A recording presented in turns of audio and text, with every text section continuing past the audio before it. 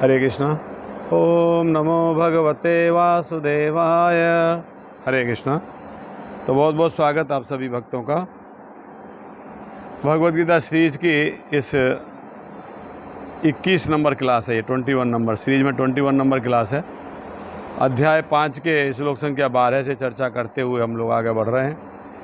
12 number श्लोक में भगवान कहते हैं, निश्चल भक्त शुद्ध शांति प्राप्त करता है क्योंकि वह समस्त कर्मफल मुझे अर्पित कर देता है। किंतु जो व्यक्ति भगवान से युक्त नहीं है और जो अपने श्रम का फल कामी है वह बन जाता है। तो इससे पहले भी क्लास में हमने यही चर्चा किया। भगवान वही समझाने का प्रयास कर रहे हैं, अगर हम अपनी इंद्रिय तृप्ति के लिए कार्य करेंगे तो कर्मों का हमें बंधन लगेगा, और जो भगवान की प्रसन्नता के लिए जो हम कार्य करेंगे उसका बंधन हमको नहीं लगेगा। तो कृष्ण भावनावाद व्यक्ति और एक देहात्म बुद्धि वाले व्यक्ति में यह अंतर है। एक तो कृष्ण भावना भावित व्यक्ति और एक देहात्म बुद्धि। देहात्म बुद्धि मतलब और ये देह को ही खुद अपने आप को मान रहा है। I am this body, I am this, I am that, I am senior, I am so intelligent, I am so strong, I am so rich, I am so and so. जो व्यक्ति अपने आप को ये देह मान लेता है, मैं ये शरीर हूँ, वो देहात्म बुद्धि कहा गया है। Bodily concept of human life, bodily concept, शरीर के स्तर पर सोचना। मैं अमेरिकन हूँ, मैं इंडियन हूँ, मैं ये हूँ, मैं वो हूँ, ये सब शारीरिक उपाधियाँ हैं, शरीर से संबंधित है उपाधि। आत्मा का इससे कोई संबंध नहीं है। तो एक व्यक्ति जो कृष्ण भावना भावित व्यक्ति है, कृष्ण भावना व्यक्ति का मतलब है जो व्यक्ति भगवान की प्रसन्नता के लिए कर्म कर रहा है वो कृष्ण भावना भावित व्यक्ति है। और जो व्यक्ति अपनी प्रसन्नता के लिए कर्म कर रहा है वो देहात्म बुद्धि में है, जो इंद्रिय तृप्ति में लगा हुआ देहात्म बुद्धि में है। तो यहाँ प्रभुपाद जी बता रहे हैं कि कृष्ण भावना व्यक्ति और देहात्म बुद्धि वाले व्यक्ति में ये अंतर होता है। दो अंतर बताए उन्होंने। पहला अंतर ये होता है कि कृष्ण भावना व्यक्ति भगवान कृष्ण से आसक्त रहता है, और जो दूसरा व्यक्ति देहात्म बुद्धि वाला व्यक्ति है वो अपने कर्मों के फलों के प्रति आसक्त रहता है। कृष्ण भावनावादी व्यक्ति कर्म करता है, 100% एफर्ट करता है, मगर वो फल के लिए चिंता नहीं करता है। वो जानता है मुझे क्या चाहिए और कितना चाहिए और कब चाहिए, मुझसे ज़्यादा भगवान जानते हैं। तो he is completely depend on the Krishna, भगवान पर पूर्ण रूप से निर्भर रहता है कृष्ण भावनावादी व्यक्ति। मगर जो कृष्ण भावनावादी नहीं है, जो देहात्म बुद्धि में, वो व्यक्ति और कर्म और कर्म और कर्म करके और धन और धन और धन इकट्ठा करता है। किस लिए? बड़ा आदमी बन जाऊंगा, एकदम लाइफ सेट हो जाएगी, सुखी हो जाऊंगा, बड़ी गाड़ी, बड़ा मकान, बड़ा बंगला, सब कुछ, समाज में बड़ा नाम होगा मेरा। वो इंद्रिय तृप्ति कर रहा है, इंद्रिय तृप्ति करते हुए कर्म कर रहा है, कर्म के फलों के प्रति आसक्त है। ये टेंडर मिलेगा कि नहीं मिलेगा, ये मिल जाएगा तो मेरी लाइफ सेट हो जाएगी। वो सोच रहा है कि वो धन से उसकी लाइफ सेट होगी। मगर कृष्ण भावित व्यक्ति सोच रहा है कि भगवान के शरणागत है तो उसकी लाइफ सेट हो जाएगी, उसे कोई टेंशन नहीं है। तो ये पहला अंतर बताया। कृष्ण भावित व्यक्ति भगवान के प्रति आसक्त रहता है और देहात्म बुद्धि वाला व्यक्ति अपने कर्म के फलों के प्रति आसक्त रहता है ना। और दूसरा, पहले वाला व्यक्ति मुक्त है, मुक्त पुरुष है, और दूसरा वाला व्यक्ति वो कर्म फल की चिंता में करते हुए कर्म के बंधनों में बंधा हुआ है।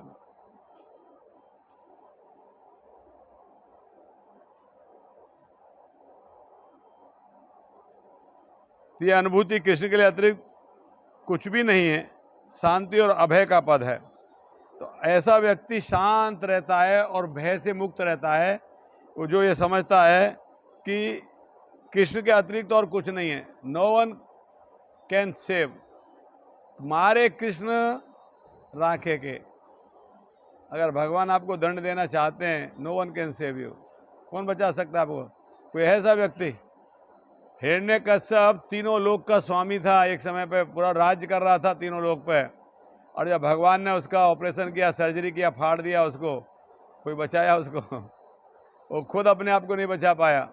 तो मारे कृष्ण तो राखे के, और राखे कृष्ण तो मारे के।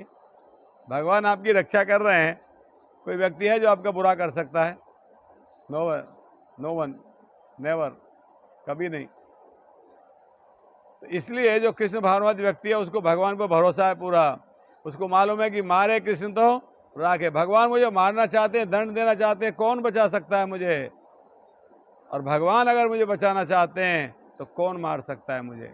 तो वो अभय हो जाता है, भय नहीं रहता उसको, भय से मुक्त हो जाता है व्यक्ति और शांति को प्राप्त करता है।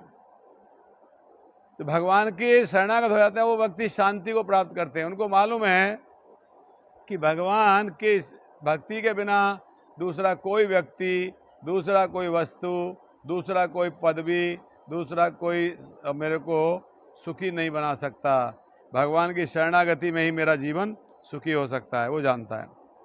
जैसे 13 नंबर श्लोक में भगवान कहते हैं, सर्वकर्माणि मनसा सन्नस्यायस्ते सुखम बसी नव द्वारे पुरे देहि नेव कुर्वन्न कार्यन। जब देहधारी जीवात्मा अपनी प्रकृति को वश में कर लेता है और मन से समस्त कर्मों का परित्याग कर देता है तो वह 9 द्वारों वाले नगर में बिना कुछ किए कराए सुखपूर्वक रह सकता है। तो ये शरीर को, भौतिक शरीर को बताया एक नगर, नगर मानी एक शहर या एक घर जिसके 9 द्वार हैं। 9 द्वारे पुरे देही, 9 द्वारे पुरे मतलब 9 द्वारों से युक्त, पुर मतलब शहर, नगरी। 9 द्वारे पुरे देही, देही मतलब जीवात्मा। ये जीवात्मा इस मकान में जो रह रहा है इसके 9 द्वार हैं, यानी 9 गेट्स, 9 वेज। जैसे आँख है, कान है, नाक है ना, और मल त्याग इंद्रिय है और जनेंद्रिय है। इस प्रकार से 9 द्वार हैं, 9 होल्स हैं। तो इस मकान में रहने वाला कौन है? जीवात्मा, ये आत्मा। ये आराम से रह सकता है, कोई डिस्टर्बेंस नहीं होगा उसको। कब रह सकता है आराम से? जब वो व्यक्ति भगवान की शरणागत हो जाएगा। जब जीवात्मा अपनी प्रकृति को अपने वश में कर लेगा, मन से समस्त कर्मों का त्याग कर देगा, यानी जिसकी इच्छाएं समाप्त हो जाएंगी। इच्छाएं समाप्त नहीं होती हैं एक्चुअली, भौतिक इच्छाएं समाप्त होती हैं। इच्छा तो रहनी चाहिए, भगवान की भक्ति की इच्छा रहनी चाहिए, भगवान की शरणागति की इच्छा रहनी चाहिए, भगवान के भक्तों का संग मिले ऐसी इच्छा होनी चाहिए। ये सब तो होना चाहिए। इच्छा ही रहेगी तो भगवान के भक्तों का संग नहीं करोगे, भगवान की भक्ति नहीं करोगे। तो भौतिक इच्छा नहीं होनी चाहिए। हमारी इच्छा रहती है कब मेरा प्रमोशन हो जाए, कब मेरे को नौकरी में लग जाए, कब मेरे को बहुत ज़्यादा धन मिल जाए। बहुत सारी इच्छा, भौतिक इच्छाएं, ये कभी ख़त्म नहीं होती। इच्छाओं को ख़त्म करने का तो कोई सवाल ही नहीं उठता, इच्छा ख़त्म हो जाए व्यक्ति, नेवर।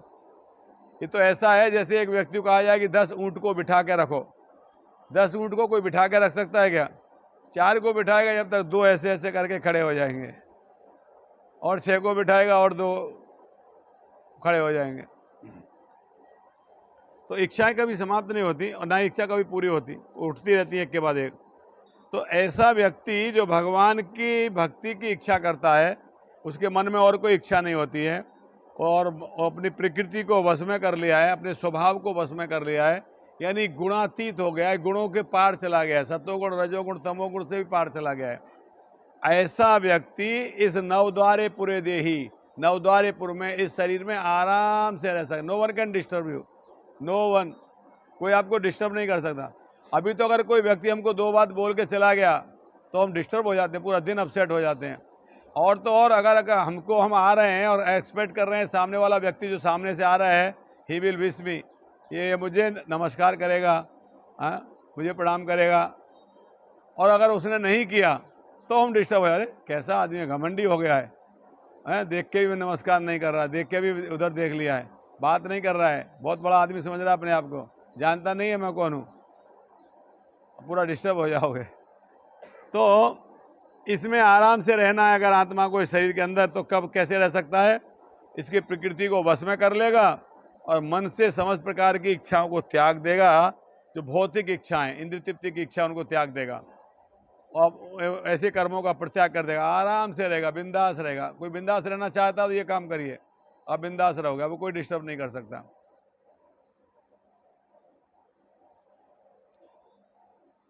फिर 14 नंबर में भगवान का न कर्तुम न कर्माणि लोकस्य सरति प्रभु न कर्म फलम संयोगम स्वभाव वस्तु प्रवर्तते है। शरीर रूपी नगर का स्वामी देहधारी जीवात्मा, ये जो शरीर रूपी नगर है इसका मालिक कौन है? ये जीवात्मा न तो कर्म का सृजन करता है, न लोगों को कर्म करने के लिए प्रेरित करता है, न ही कर्म फल की रचना करता है। ये सब प्रकृति के गुणों द्वारा ही किया जाता है। तो अगर आप कोई कर्म कर रहे हो और उस कर्म के रिजल्ट से आप बड़े अपने आप को बड़े ही क्या गर्वित महसूस कर रहे हो, मैंने ये कर दिया, तो एक्चुअली वो आपने नहीं किया है। जीवात्मा ना तो कोई कर्म करता है, ना इन इंद्रियों को कर्म में प्रवृत्त करता है। जो हमारी आत्मा है, शुद्ध आत्मा हमारी, हमारा जो मन, बुद्धि, अहंकार, माइंड, इंटेलिजेंट, ईगो, हमारा जो मन है और हमारा जो स्वभाव है, जो प्रकृति गुणों से हमने प्राप्त किया है, सतोगुणी रहेंगे या तो रजोगुणी रहेंगे या तमोगुणी रहेंगे। अगर हम पुण्य कार्य कर रहे हैं, गरीबों को खाना खिला रहे हैं, कपड़े बांट रहे हैं, दवा बांट रहे हैं, केयर कर रहे हैं, जा के लोगों को, हॉस्पिटल में जा के लोगों को पूछ रहे हैं तो आपको पैसा चाहिएगा, तो हम सतोगुण में हो सकते हैं। तो सतोगुणी व्यक्ति इस प्रकार के कार्य करता है। और जो रजोगुणी व्यक्ति है, रजोगुणी व्यक्ति क्या कार्य करता है? रजोगुणी व्यक्ति अपने लिए धन इकट्ठा करता है। रजोगुणी की इच्छाएं अनंत होती हैं, सो मेनी डिजायर्स। रजोगुणी व्यक्ति का सीधा सिद्धांत रहता है, अपनी उंगली नहीं कटे, सामने वाली गर्दन कटेगी तो चलता है, कुछ नहीं है। बाप बड़ा ना भैया, सबसे बड़ा रुपया, ये रजोगुणी व्यक्ति की पॉलिसी है। सतोगुणी व्यक्ति दूसरों को केयर करता है, केयर बहुत हम्बल होता है, दूसरों के प्रति बहुत दया रखता है। और तमोगुणी व्यक्ति दूसरों के फटे में टांग डालता है। अच्छा किसी काम हो रहा है उसको बिगाड़ने का कैसे है, उसको चिंता रहती है। और विघन संतोषी कह सकते हो, विघन संतोषी, दूसरों के कार्यों में विघन डालने में संतोष मिलता है उसको। तो तमोगुणी है कोई व्यक्ति, कोई रजोगुणी है, कोई सतोगुणी है। आप पुण्य कार्य कर रहे हो तो ये आत्मा, एक्चुअली आत्मा नहीं कह रहा है पुण्य कार्य करने के लिए। आत्मा का स्वभाव तो सच्चिद आनंद है, सत चित आनंद। सत मतलब इटर्नल, चित मतलब फुल ऑफ नॉलेज, आनंद मतलब ब्लेसफुल। आत्मा तो आपको भगवान की शरणागति के लिए कहे तो अच्छी बात है, वही कहेगा। आत्मा आपको बहुत बड़ा समाज सेवी बन के और बड़े बड़े शहर की होर्डिंग पर आपका फोटो लग जाए, नाम लग जाए, ये आत्मा आपसे कभी नहीं कहेगा। ये अगर कोई कह रहा है तो आपका रजोगुण कह रहा होगा, आपका स्वभाव रजोगुणी स्वभाव कह रहा होगा। लोग मुझे जानना चाहिए, लोगों के बीच में मेरा नाम होना चाहिए, इसलिए मैंने 2000 कंबल बांटे हैं और पेपर में भी दिया है, न्यूज़ में दिया है, सब व्हाट्सएप पे चल रहा है, फेसबुक पे चल रहा है, मीडिया में बहुत सारा प्रचार हो रहा है। तो ये जो अगर स्वभाव है आपका, तो ये आपका रजोगुण कारण है। तो या तो कोई सतोगुण में कार्य करता है, या कोई रजोगुण में कार्य करता है, या कोई तमोगुण में कार्य करता है। आत्मा इन कार्यों के लिए उसको, व्यक्ति को प्रोत्साहित नहीं करता है। तो जो भी कर्म किए जाते हैं, ये सभी कर्म हमारे शरीर के स्तर पर किए जाते हैं, इंद्रियों के स्तर पर किए जाते हैं। यही भगवान बता रहे हैं अर्जुन को कि शरीर रूपी नगर में रहने वाला स्वामी देहधारी जीवात्मा न तो कर्म का सृजन करता है, न लोगों को कर्म करने के लिए प्रेरित करता है, न ही कर्म फल की रचना करता है। तो ये कैसे होते हैं?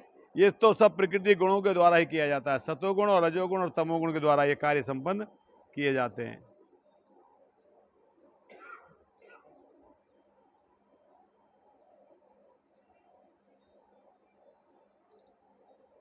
रूपा लिख रहे हैं, जिस नाशवान शरीर या भौतिक आवास में वह प्राप्त करता है, वह अनेक कर्मों के फलों के कारण है। जो शरीर आज हमको मिल रहा है, जो बॉडी हमको मिला है, ये हमारे पूर्व जन्म के कर्मों के आधार पर हमको मिला है। अगर ये जन्म में हम जो कर्म कर रहे हैं, इसके आधार पर हमको अगले जन्म में हमको शरीर प्राप्त होगा। ऐसे बद्ध वातावरण में रहते हुए मनुष्य अपने आप को शरीर मानकर शरीर के कर्म फलों को भोग करता है। तो हमने ये शरीर प्राप्ति किया है भोग करने के लिए। अगर कोई व्यक्ति नॉन वेजिटेरियन है, मांस के बिना रह नहीं पाता, कुछ लोग बोलते हैं प्रभु जी सब कर लेंगे मगर मांस नहीं छूटेगा हमसे। नॉन वेजिटेरियन लोग हैं, नहीं सॉरी नॉन वेजिटेरियन, मांसाहार नहीं छोड़ सकते। भगवान अगले जन्म में उनको क्या करेंगे? भेड़िया बना देंगे। भेड़िया मारो खाओ, खरीद के भी नहीं लाना, बनाना भी, कुकिंग भी नहीं करनी है, ऐसे ही रो खाओ, कच्चा खाओ। तो आज ये जो कर्म कर रहे हैं ना, इसके आधार हमें अगला जन्म मिलेगा, हमें शरीर मिलेगा। और अनंत काल से ये चला आ रहा है। रूपाल लिख रहे हैं अनंत काल से उपार्जित है अज्ञान ही शारीरिक सुख दुख का कारण है। ये अज्ञान हमारा कि आई एम दिस बॉडी, मैं ये शरीर हूँ, ये हमारा अज्ञान ही सुख और दुख का कारण बना है। अभी ये जन्म में नहीं, अनेक जन्मों से, कितने जन्म बीत गए हमें। जो ही जीव शरीर के कार्यों से पृथक हो जाता है त्यों ही वो कर्म के बंधन से मुक्त हो जाता है। जैसे आप ये समझ लोगे मैं ये शरीर नहीं हूँ और ये शरीर के द्वारा किए जा रहे जो कार्य हैं, जो इंद्रिय तृप्ति है, इससे मेरा कोई सरोकार नहीं है, उसी दिन आप मुक्त हो जाओगे। 15 नंबर भगवान कहते हैं परमेश्वर न तो किसी के पापों को ग्रहण करता है न पुण्यों को, किंतु सारे देहधारी जीव उस अज्ञान के कारण मोहग्रस्त रहते हैं जो उनके वास्तविक ज्ञान को आच्छादित कर देता है। तो परमेश्वर किसी के पापों को ग्रहण नहीं करते, ना ही पुण्यों को। भगवान परमेश्वर जो असीम ज्ञान, धन, बल, यश, सौंदर्य और त्याग से युक्त हैं, वह सदैव आत्म तृप्त हैं और पाप पुण्य से अविचलित रहता है। भगवान को आपने बहुत बड़ा सोने का हार चढ़ा दिया, आप खुश हो रहे हो, भगवान खुश हो गए होंगे। भगवान को हार की आवश्यकता नहीं है, वो सोने का हार नहीं चाहिए भगवान को। या तो आपने भगवान की बहुत सारी अवहेलना की, बुराई की, अपमान किया, तिरस्कार किया, अपशब्द कहे, भगवान उससे बड़े डिस्टर्ब हो गए होंगे, आज तो इसने मेरा बहुत बेइज्जती किया है, बहुत सुनाई गया है। नहीं नहीं, ऐसा भी नहीं है, भगवान को उससे भी कुछ फर्क नहीं पड़ता। आपके पुण्य कार्य पाप कार्य से भगवान को कोई लेना देना नहीं है, उनको इसकी कोई आवश्यकता नहीं है। ये जो कार्य जो किए जा रहे हैं, ये जो कार्य है, जो जीवधारी है, जो जीवात्मा है, देहधारी जीवात्मा, वो अज्ञान के कारण मोह में होकर कर रहा है, इल्यूजन में कर रहा है, मोह से कर रहा है। और ये जो मोह है, ये जो मोह इल्यूजन है, ये वास्तविक ज्ञान को ढक देता है, आच्छादित कर देता है। व्यक्ति अपने आप को कर्ता मानता है, अपने आप को शरीर मानता है, और इसलिए व्यक्ति कष्ट में रहता है, कष्ट उठाता है। हर एक व्यक्ति के हृदय में परमात्मा वास करते हैं, हृदय में हर एक व्यक्ति के में। तो जो भी कार्य हो रहा है परमात्मा अनुमति देते हैं, सैंक्शन करते हैं, मगर डिजायर नहीं करते हैं, रिकमेंड नहीं करते हैं, ये करना है तुमको, ये करना है तुमको। नहीं, आप इच्छा कर रहे हो, आप स्वतंत्र हो, आपको भगवान ने स्वतंत्रता दी है, आप आपके हिसाब से इच्छा कर रहे हो। भगवान सैंक्शन करें, अनुमंता, अनुमंता उपदृष्टा, भुक्ता समथिंग में मिस हो रही है, भोक्ता महेश्वर है। भगवान कैसे हैं? अनुमंता और उपदृष्टा। उपदृष्टा मतलब साक्षी हैं, आप जो कर रहे हो भगवान देख रहे हैं। अगर कोई कहेगा कि सबको जो भगवान की इच्छा के बिना तो एक पत्ता भी नहीं हिलता, तो इसका मतलब मैंने उसके 500 रुपये जेब में से निकाले तो भगवान की इच्छा ही तभी निकाले ना, नहीं तो कैसे निकाल लेता मैं? भगवान की इच्छा के बिना तो कुछ होता ही नहीं है। नहीं नहीं, ऐसा नहीं है, इच्छा आपकी थी, भगवान ने जस्ट सैंक्शन किया। भगवान तो मना भी किए होंगे, आत्मा से आवाज़ भी आती है मत कर, ऐसा गलत बात है, मगर मन क्या बोलता है? अरे कोई फर्क नहीं पड़ता, कौन देख रहा है, ले ले। मन बोलता है ले ले, आत्मा मना करती है। तो भगवान ने आपको सैंक्शन कर दिया, ठीक है तेरी मर्जी, लेना चाहे ले ले, पता लगेगा मार पड़ेगी तुझे पड़ेगी, बाद में हमको मत बोलना। तो भगवान सैंक्शन कर देते हैं, भगवान आपको प्रोत्साहित नहीं करते कि तू ये चोरी कर ले।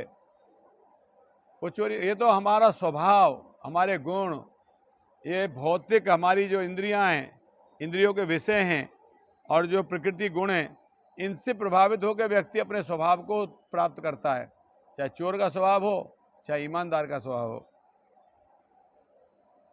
इस प्रकार से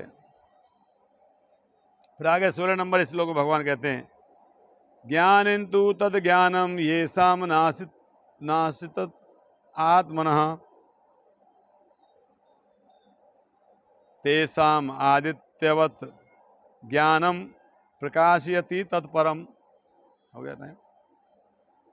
किंतु जब कोई उस ज्ञान से प्रबुद्ध होता है जिससे अविद्या का विनाश होता है, तो उसके ज्ञान से सब कुछ इस तरह प्रकट हो जाता है जिस तरह दिन में सूर्य से सारी वस्तुएं प्रकट हो जाती हैं।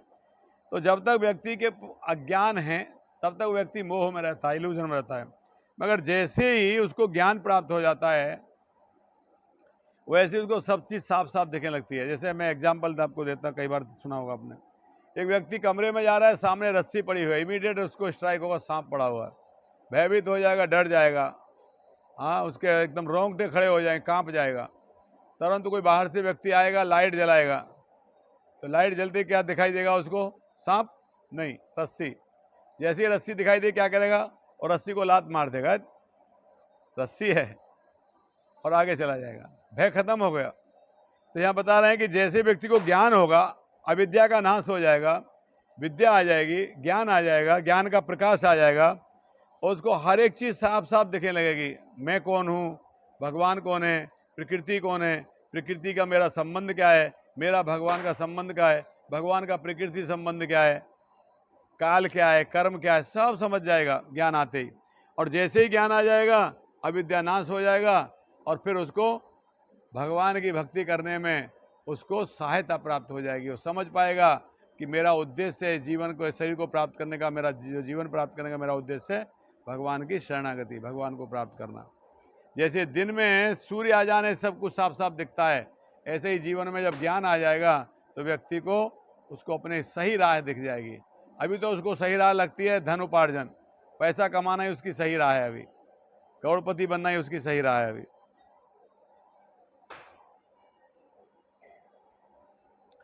तो वास्तविक ज्ञान क्या है?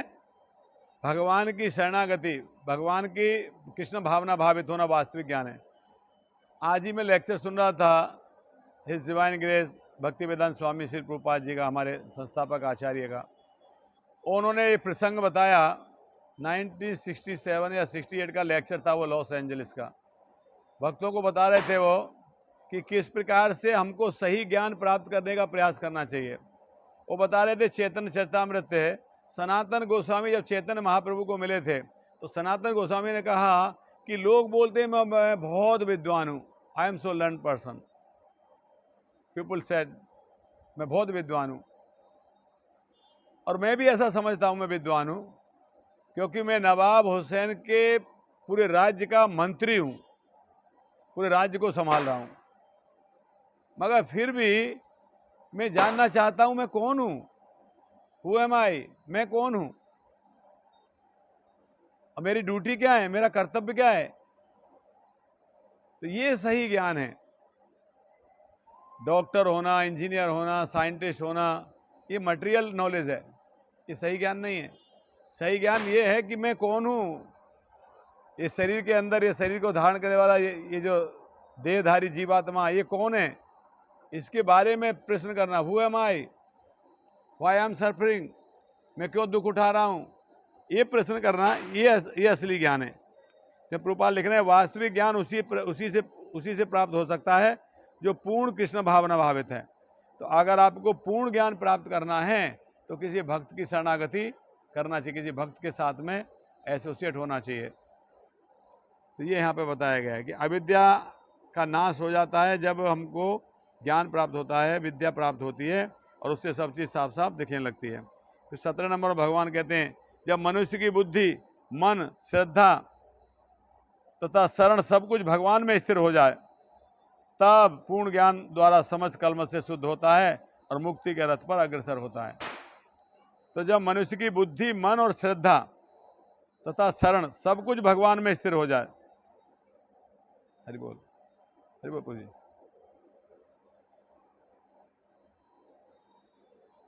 जब मनुष्य की बुद्धि, मन, श्रद्धा, शरण सब कुछ भगवान में स्थिर हो जाते हैं, तभी वह पूर्ण ज्ञान द्वारा समस्त कलमश से शुद्ध होता है।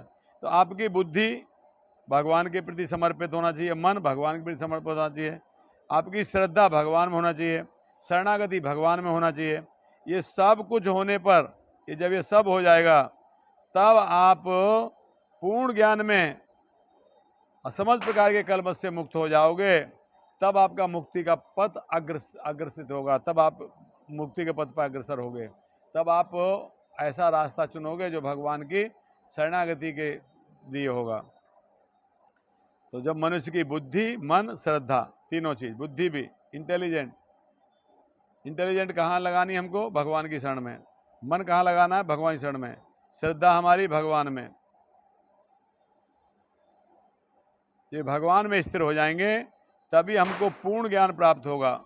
तब हमको पता लगेगा कि मैं कौन हूँ, ये शरीर क्या है, परमात्मा कौन है, आत्मा क्या है, सब कुछ आपको पता लगेगा। और तब आप कलमश से मुक्त हो जाएंगे। तब आपके अंदर के जो दोष हैं वो खत्म हो जाएंगे।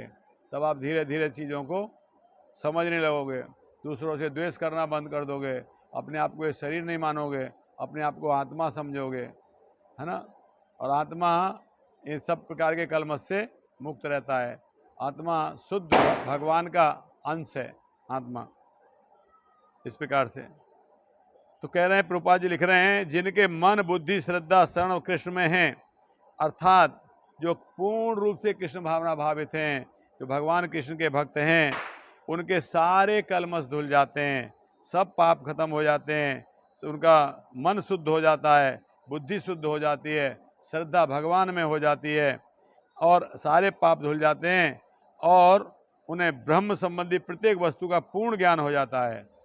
उनको ब्रह्म का स्तर प्राप्त हो जाता है। व्यक्ति को यानी ब्रह्म को समझ पाता है। ब्रह्म का स्तर प्राप्त होने का मतलब है ब्रह्म को समझ लेना, पूर्ण रूप से जान लेना, ये ब्रह्म का स्तर है। तो ऐसा व्यक्ति जो कृष्ण भावना भावित है, जो भगवान कृष्ण की भक्ति कर रहा है, वो व्यक्ति भगवान के शरण में पूर्ण रूप से हो जाता है, समस्त प्रकार के द्वेष से मुक्त हो जाता है, और समस्त प्रकार के कष्टों से मुक्त हो जाता है, और सभी कलमशों से शुद्ध हो जाता है।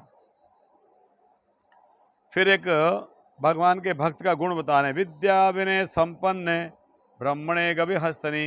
बहुत सुंदर श्लोक है। सुनि चेवे सपाके चे पंडिता समदर्शित। कह रहे हैं जो पंडित है, जो विद्वान है, विद्वान कौन है, पंडित कौन है, लोग अपने आप को पंडित बोलते हैं ना, उनके लिए ये श्लोक है, उनको बताना चाहिए। पंडित के गुण बताएं इसमें। विद्या विनय संपन्न, जो विनम्र है, जो साधु पुरुष है, अपने वास्तविक ज्ञान के कारण, जो विनम्र साधु है, जो विनम्र व्यक्ति है, जो साधु है, जो पंडित है, जो विद्वान है, वो अपने ज्ञान के कारण, उसको ज्ञान है, इसलिए एक विद्वान व्यक्ति को, एक ब्राह्मण को, एक गाय को, एक हाथी को, एक कुत्ता को और एक चांडाल को, सबको एक समान दृष्टि से देखता है। वो व्यक्ति पंडित है। He is the learned person. वो विद्वान व्यक्ति है।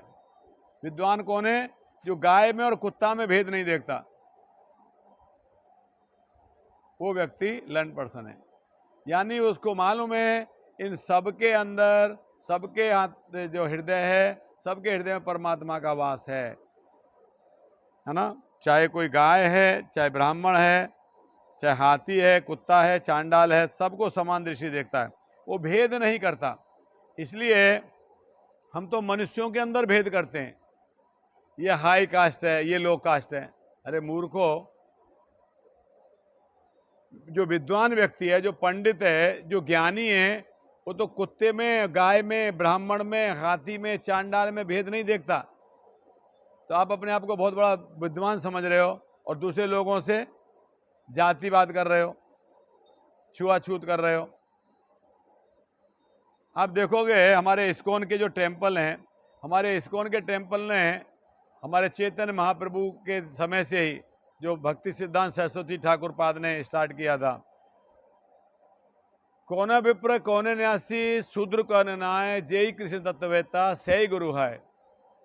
चैतन्य चरितामृत का प्यार है। कौन विद्वान है, कौन ब्राह्मण है, वो इसकी आवश्यकता नहीं है।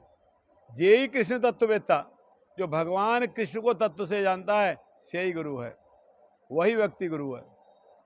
गुरु बनने के लिए आपको ब्राह्मण परिवार में जन्म लेना है, यही आवश्यकता नहीं है। अगर कोई व्यक्ति शूद्र के घर में जन्म लिया है और ब्राह्मण के कार्य कर रहा है, तो उसको आप शूद्र मत समझिए, वो व्यक्ति ब्राह्मण है। और कोई व्यक्ति ब्राह्मण के घर जन्म लिया है और शूद्र का कार्य कर रहा है, तो उस व्यक्ति को ब्राह्मण मत समझिए, वो शूद्र है। तो शूद्र भी एक गाली नहीं है, ब्राह्मण भी एक बड़ी पदवी नहीं है। ये जस्ट कैटेगराइजेशन है, ये वर्ण है, व्यवस्था की है भगवान ने। चतुर्वर्णम मया सिस्टम गुण कर्म विभाग से, 4 वर्ण की रचना मैंने किया। कैसे? गुण कर्म विभाग से। गुण और कर्म के आधार पर मैंने व्यक्तियों को बांट दिया है। 4 व्यक्ति, ये 400 व्यक्ति का एक समूह है, भाई तुम 100 लोग अच्छा काम कर रहे हो, तुम्हारा काम कौन सा है? पठन पाठन काम है। काम तो सभी अच्छे हैं, ये नहीं कि ये काम है, सब काम अच्छे हैं। तुम्हारा विशेष प्रकार का काम है, तुम ये विद्या अर्जन कर रहे हो, चलो ठीक है, आज हम तुमको ब्राह्मण का नाम देंगे, तुमको ब्राह्मण कहा जाएगा। तुम लोग लॉ एंड ऑर्डर मेंटेन कर रहे हो, तुमको क्षत्रिय बोलेंगे हम लोग।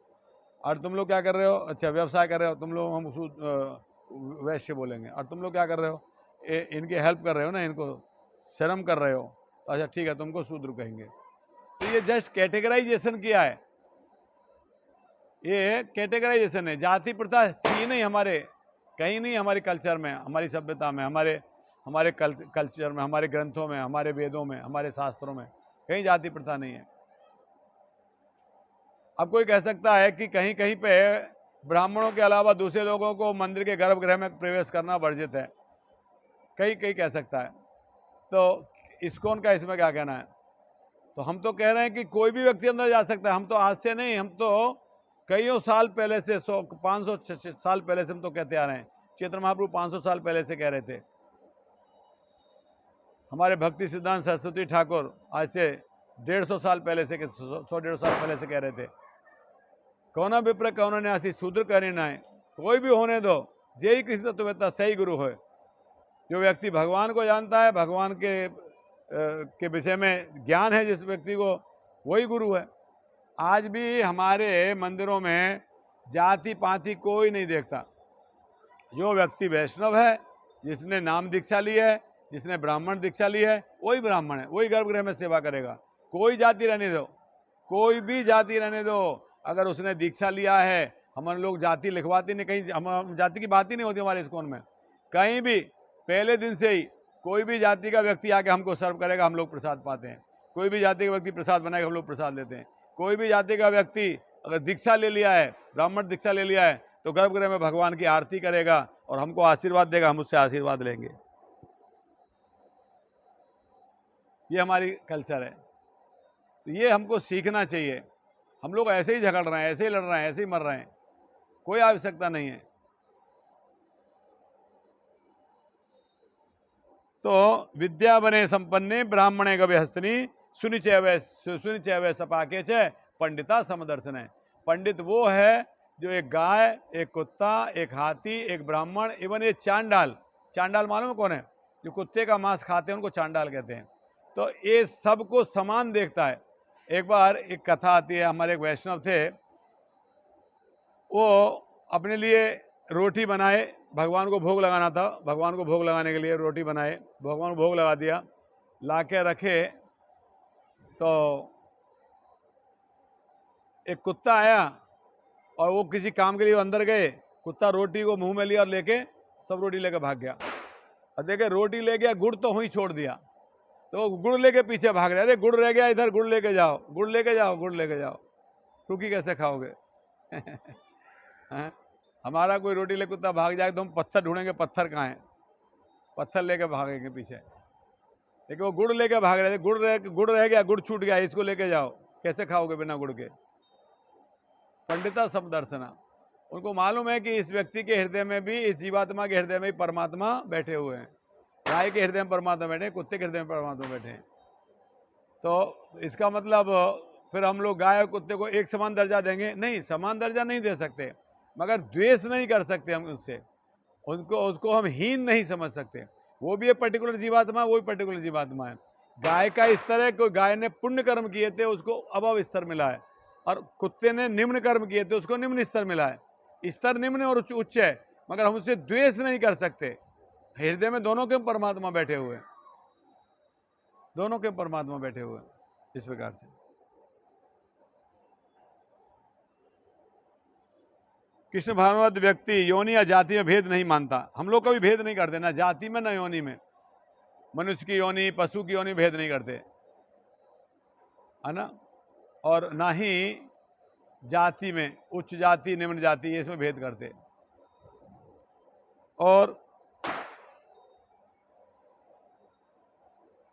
सामाजिक दृष्टि से ब्राह्मण और चांडाल भिन्न हो सकते हैं। समाज की दृष्टि से योनि के अनुसार कुत्ता, गाय, हाथी भिन्न हो सकते हैं, किंतु विद्वान योगी की दृष्टि में ये शरीरगत भेद अर्थहीन होते हैं। ये शारीरिक भेद है, उसको कुत्ते का शरीर मिला, उसको गाय का शरीर मिला, ये शरीर के भेद है। और ये अर्थहीन है, इनका कोई अर्थ नहीं है। सभी शरीर से करना वही कार्य है, आहार निद्रा भय मैथुन। या तो भोजन करना है, या तो सोना है, या तो शरीर की रक्षा करना है, शरीर से द्वारा शरीर की रक्षा करना है। गाय सींग से रक्षा करेगी, कुत्ता दांत से रक्षा करेगा, करना वही कार्य शरीर से। या मैथुन, या संतान उत्पत्ति करनी है, मैथुन करना है। तो ये शारीरिक भेद हैं। परमात्मा वो सभी के हृदय में वास कर रहा है। तो ये अर्थहीन है, इनका कोई अर्थ नहीं है। इसका कारण परमेश्वर से उनका संबंध और परमेश्वर परमात्मा के रूप में हर एक के हृदय में स्थित है। तो भगवान सबके हृदय में स्थित है। आत्मा और परमात्मा के लक्षण समान हैं, क्योंकि दोनों चेतन शाश्वत आनंद में हैं। किंतु अंतर इतना ही है कि आत्मा शरीर की सीमा के भीतर सचेतन है और परमात्मा सभी शरीरों में सचेतन है। परमात्मा बिना किसी भेदभाव के सभी शरीरों में विद्यमान रहते हैं। आत्मा उस पर्टिकुलर शरीर के लिए ही सचेतन है। यानी ये इस शरीर में जो आत्मा है, अगर इस शरीर में नीचे पैर में कुछ चुभेगा तो पता लगेगा, मगर बाजू में जो व्यक्ति चला उसके पैर में कुछ चुभेगा तो मुझको पता नहीं लगेगा। मगर परमात्मा मेरे हृदय में भी है और बाजू में व्यक्ति चला उसके हृदय में भी है, तो परमात्मा को पता लगेगा। सबके हृदय में परमात्मा है। परमात्मा सभी शरीरों में सचेतन है और आत्मा खाली उसी शरीर में सचेतन है। तो 19 नंबर श्लोक, जिनके मन एकत्वता समता में स्थित हैं, उन्होंने जन्मता मृत्यु के बंधनों को पहले ही जीत लिया है। वे ब्रह्म के समान निर्दोष हैं, सदा ब्रह्म में ही स्थित रहते हैं। तो भगवान बता रहे हैं मानसिक समता आत्म साक्षात्कार का लक्षण है। मानसिक समता यानी सबको समान दृष्टि देखना, ये आत्म साक्षात्कार का लक्षण है।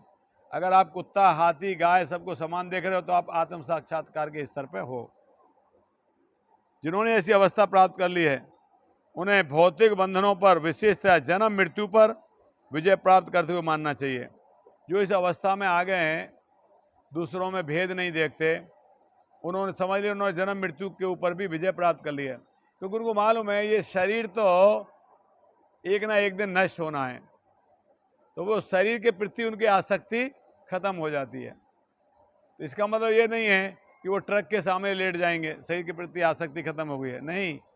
शरीर को संभाल के रखना है उनको। कब तक?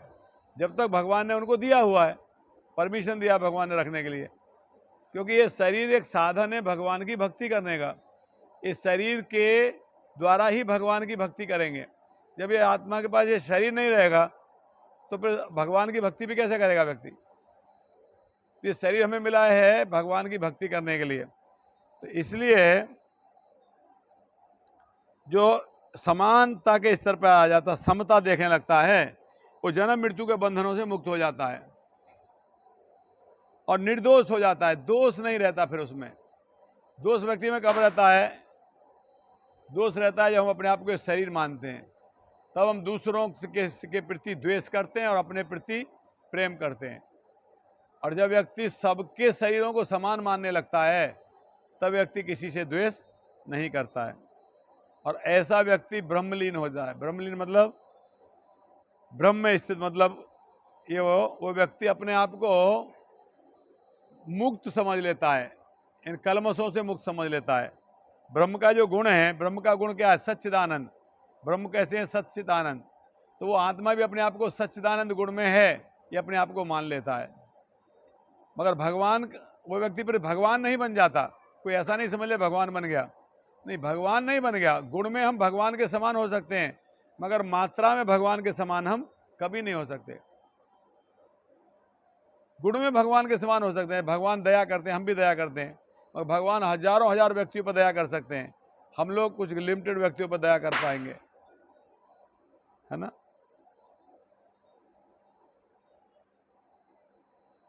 भगवान निर्दोष हैं, भगवान में कोई दोष नहीं है। क्यों? कि भगवान आसक्ति और घृणा से मुक्त हैं, ना किसी से आसक्त है ना किसी से घृणा कर रहे हैं, भगवान इससे मुक्त हैं भगवान। ऐसे ही जीवात्मा जब आसक्ति और घृणा से मुक्त हो जाएगा तो वह भी निर्दोष हो जाएगा। जब हम आसक्ति, अटैचमेंट और घृणा, द्वेष से मुक्त हो जाएंगे, तब हम भी निर्दोष हो, हमारे अंदर भी दोष खत्म हो जाएंगे। और जिस दिन हमारे द्वेष खत्म हो जाएंगे, हम वैकुंठ जाने के अधिकारी हो जाएंगे, हम वैकुंठ जा सकते हैं।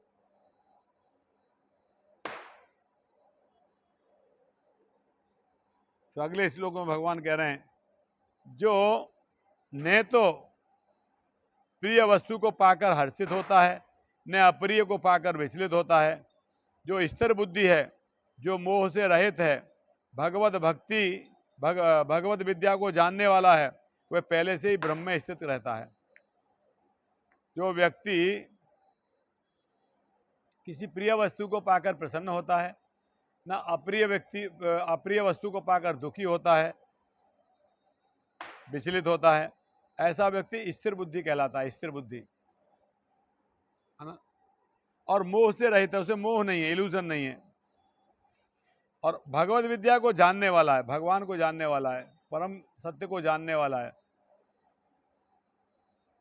ऐसा व्यक्ति स्वरूप सिद्ध व्यक्ति कहलाता है। ये स्वरूप सिद्ध व्यक्ति है।